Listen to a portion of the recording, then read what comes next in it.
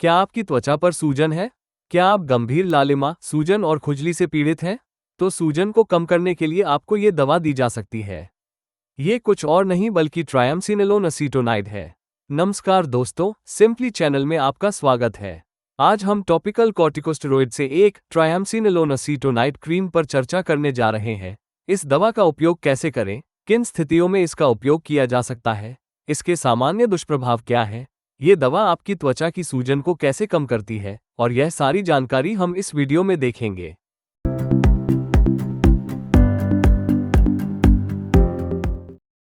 दोस्तों, सबसे पहले आइए देखें कि ये दवा क्या है। ट्राइएमसिनोलोन एसीटोनाइड उन दवाओं में से एक है जो कॉर्टिकोस्टेरॉइड्स की श्रेणी से संबंधित है।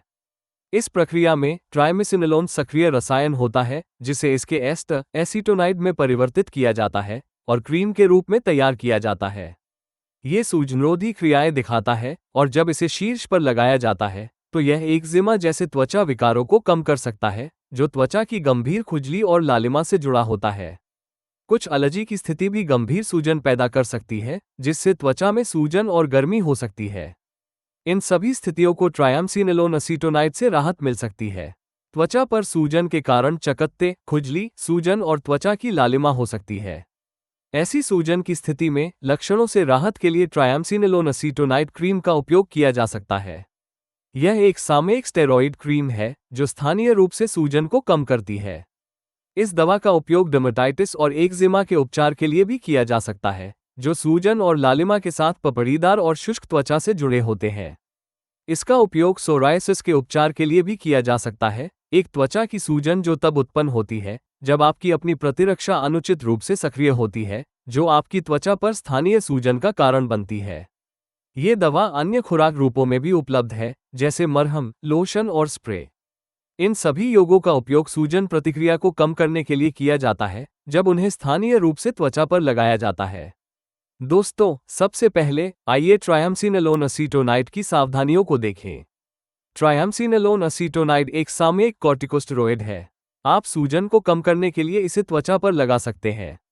जब इसे प्रभावित क्षेत्र पर लगाया जाता है तो यह त्वचा में अवशोषित हो जाता है और यह सूजन प्रतिक्रिया को कम कर सकता है।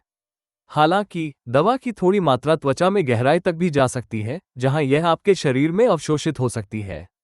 इसके परिणामस्वरूप प्रणालीगत दुष्प्रभाव हो सकते हैं। विशेष रूप से यह HPA एक्सिस, हाइपोथैलेमस पिट्यूटरी अधिवृक्क एक्सिस को दबा सकता है। इसके परिणामस्वरूप एड्रीनल कॉर्टेक्स से कोर्टिसोल की रिहाई कम हो सकती है। इसके परिणामस्वरूप विभिन्न लक्षण विकसित हो सकते हैं जिन्हें सामूहिक रूप से कुशिंग सिंड्रोम के रूप में जाना जाता है। आपका वजन बढ़ सकता है, वसा जमा हो सकता है और रक्त शर्करा बढ़ सकता है। यहाँ तक कि यह ग्लूकोसूरिया को प्रेरित कर सकता है, मूत्र के भीतर ग्लूकोज का स्तर बढ़ जाता है। ये सभी लक्षण HPA एक्सिस के दमन के कारण देखे जा सकते हैं।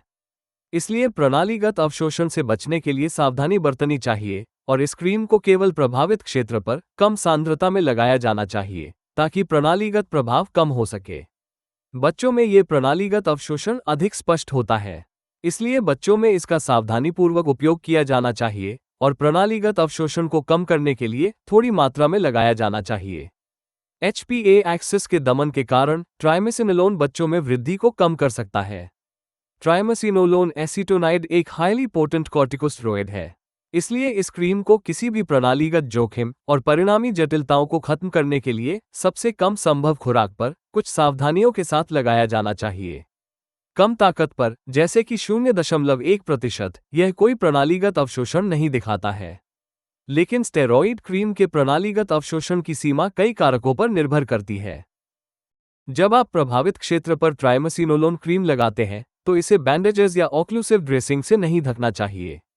इससे सिस्टमिक अवशोषण बढ़ सकता है, जिससे सिस्टमिक साइड इफेक्ट बढ़ जाते हैं।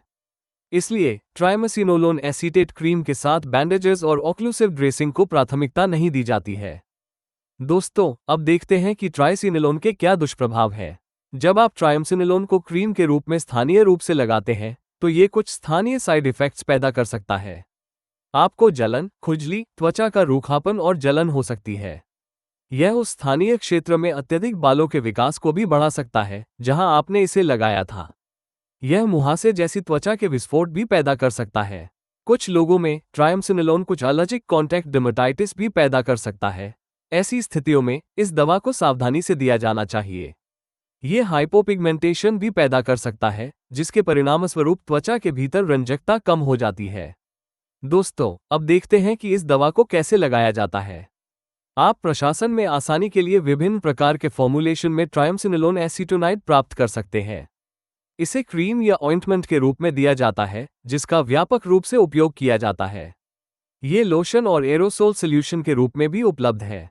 क्रीम या ऑइंटमेंट के रूप में यह विभिन्न शक्तियों में उपलब्ध है, जैसे कि 0.025%, 0.1% और 0.5%।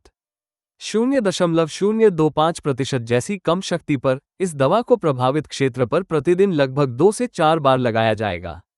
0.1% और 0.5% की शक्ति पर इसे सिस्टमिक एक्सपोजर को कम करने के लिए लगभग 2 से 3 बार लगाया जाना चाहिए।